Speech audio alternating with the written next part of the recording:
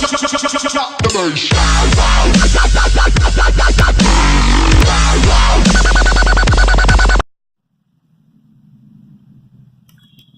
friends, இது Moto G5s XT1795 ஓகேங்களா. இதில் வந்து நான் டிஸ்பிளே ரிமூவ் பண்ணிட்டேன்.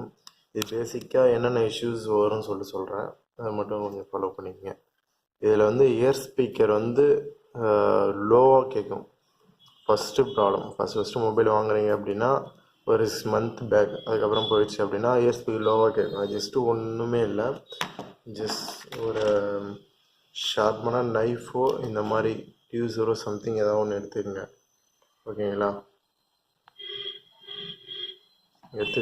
எடுத்துக்கிட்டு இதுதான் இயர் ஸ்பீக்கர் இருக்கிற பிளேஸ். ஓகேங்களா,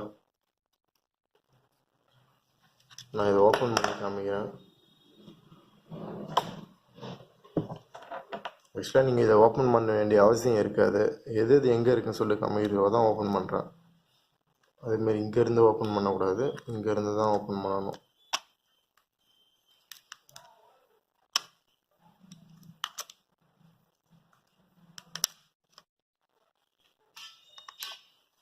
ஓப்பன் பண்ணிங்கன்னா ஹியர் ஸ்பீக்கர் இருக்கும். இதுக்கு ஹியர் ஸ்பீக்கர், இங்கே லவுட் ஸ்பீக்கர் இருக்கும். ஓகேங்களா, இந்த ஹியர் ஸ்பீக்கர் தான் நீங்கள் க்ளீன் பண்ணணும். டிஸ்பிளேவில் பார்த்தீங்கன்னா ஜஸ்ட்டு மாய்ஸர் ஆகிருக்கும் இந்த இடத்துல.